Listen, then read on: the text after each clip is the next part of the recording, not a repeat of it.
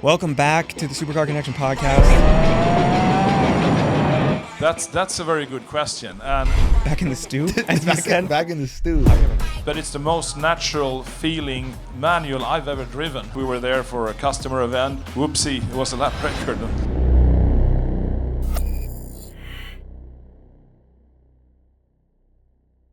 We have Christian von Koenigsegg here on the stage. You rolled up in a whole line of Koenigsegg's today.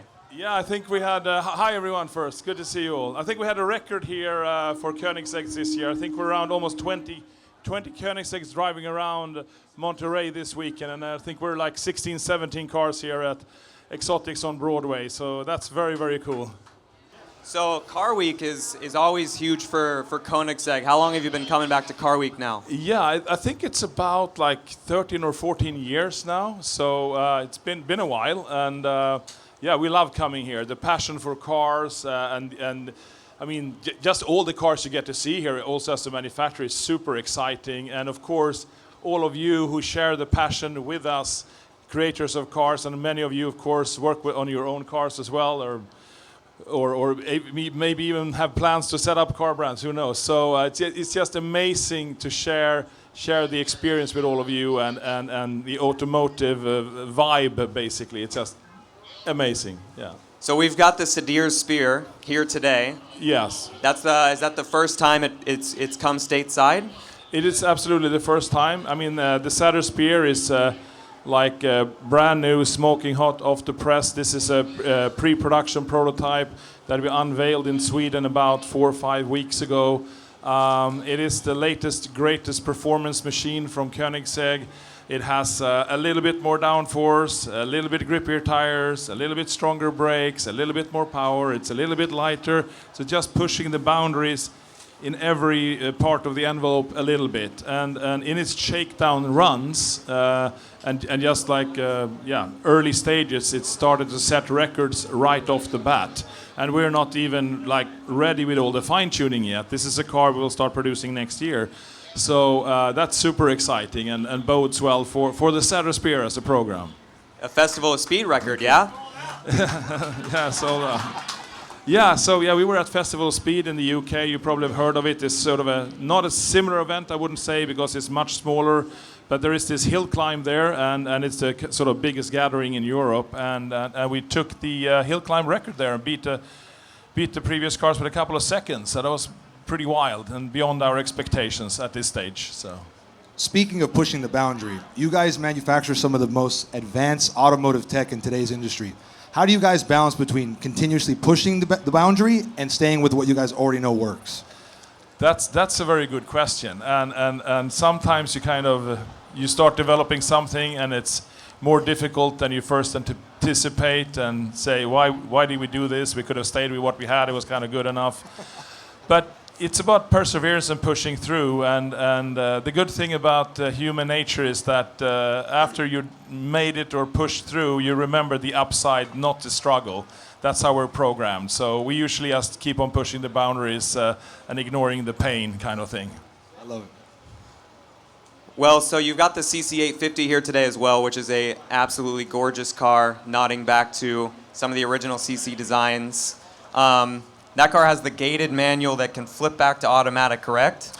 Yeah, that is correct. So for the Jesko, we developed a very different kind of transmission, sort of never seen before technology, where we have a compounding. We wanted to make the transmission lighter, smaller, faster shifting, and more gears, basically better at everything than anything before it.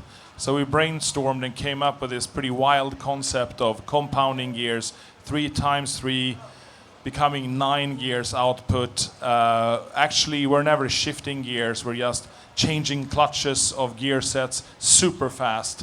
So we can jump from any gear to any other gear from the 9 to 1 without considering pre-selection or anything like that. In milliseconds, and so it's lighter, more torque capable, faster shifting, and as we have a clutch for each set of gears, we don't have a clutch on the engine, we don't have a flywheel on the engine even, so we get this extremely fast revving engine which makes the shifts even faster.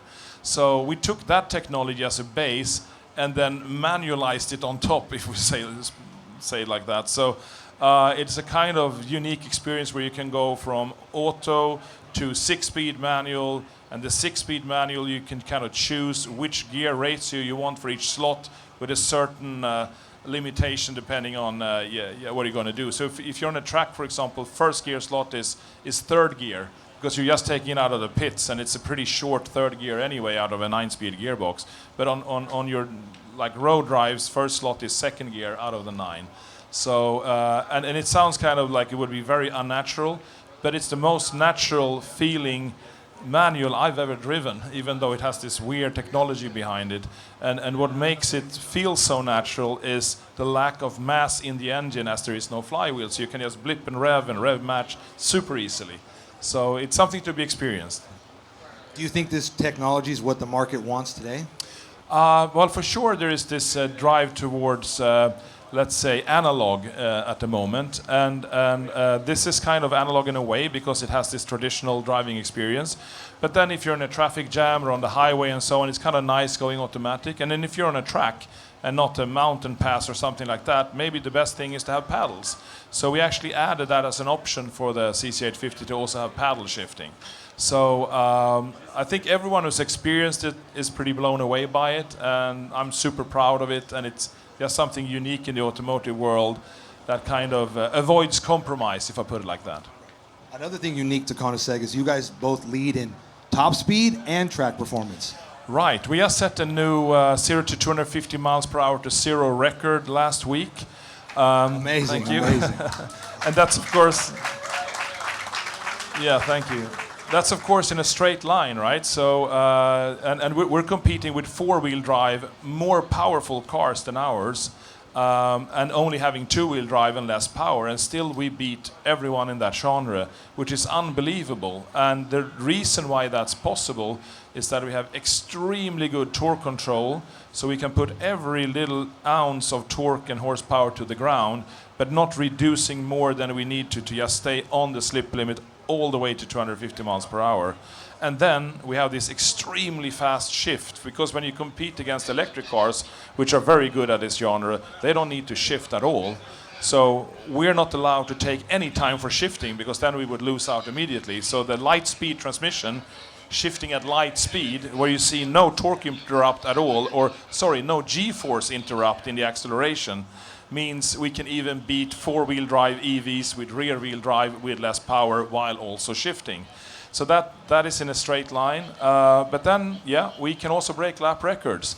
I would say the absolute, we took this 0 to 250 miles per hour to 0 record, is pretty much almost capable of breaking lap records, but it's got a little bit less downforce than the, for example, Jesko Attack or the Sadir Spear.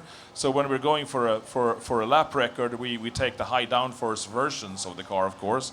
That could basically also do the 0 to 250 to 0, but they would be a bit draggier at the high end of the top speed, but a bit more power in the middle range as they have more downforce. So it's kind of a give and take game. But around the track, of course, you want the downforce, and I think today we have some of the most extreme, let's say, track-capable road production cars in the world, and we keep on proving that by actually setting lap records. So that's pretty exciting. I think that's safe to say. Yeah, thank you. Do we have a day booked at Laguna Seca yet? You know, where Laguna Seca is close by here, right? So and we drove a little bit last year and took a lap record that held for a little while. And that was a bit of ad hoc. We were there for a customer event and just had some fun, and whoopsie, it was a lap record. And the driver had never even been there before, so that was pretty wild. So now he's been there before, and now we have the Sadir Spear, so who knows? Who knows? Well, I'm excited to see what could come out of that. Yeah, me too. With how much like technology that Koenigsegg has pushed over time, so innovative, so many things have come out of it. How do you balance pushing those boundaries and giving kind of the market who wants an analog, raw experience what they want as well? Yeah, so it's a balance. I mean, there's also this changing regulatory landscape. It's also about efficiency. We take the Gemera. We have basically the drivetrain of the Jesko and the Sadir Spear, plus 800 horsepower electrification and four-wheel drive. And I think as it is sort of a four-seater family-capable car, four-wheel drive is a good thing. And when the car is bigger, it's a little bit heavier. For sure, it would never beat our two-seater records if we only had two-wheel drive and no added power. So that in combination with the ability to sort of what we call sneak EV mode, you sneak away from your neighborhood quiet in the morning, or come home quiet in the evening, not disturbing your neighbors, or in some towns around the world, you're not allowed to drive combustion engine cars downtown anymore, so then you can go use the EV. So you have all these kind of aspects coming together which are performance related, regulatory related, and practically related. So I think for the Gemera, it makes a lot of sense being a hybrid, and you still have that raw visceral feel as in a Jesko. It just happens to be even a little bit faster. Now, speaking a little bit more on the broader car market, what most excites you for the direction it's heading in the future? Sorry, once again, please. What are you most excited about the direction that the car market is headed in the future? Well, I think what's super exciting is that boundaries are still, instead of the sort of car enthusiasm dying down and everything's going to be self-driving and only electric with less sound and all of this, boundaries are still being pushed with the enthusiast kind of mind at heart. So combustion engines are being developed, becoming cleaner and better and more efficient. The driving side of experiencing the car, not taking that away, is still being developed in a good direction. And I think if anyone would have asked anyone here 10 years ago if that would be the case 2025, we would probably not believe it. So I think that bodes well for car enthusiasts going forward. If you had to define the Koenigsegg driving experience in a single word, what would you use? Visceral. Exciting. Well, that's two words. Yeah, it's a great word. No, this was a great way to explain it. Christian, thank you very much for your time. We appreciate it very much. My pleasure. Thank you all for coming. Thanks.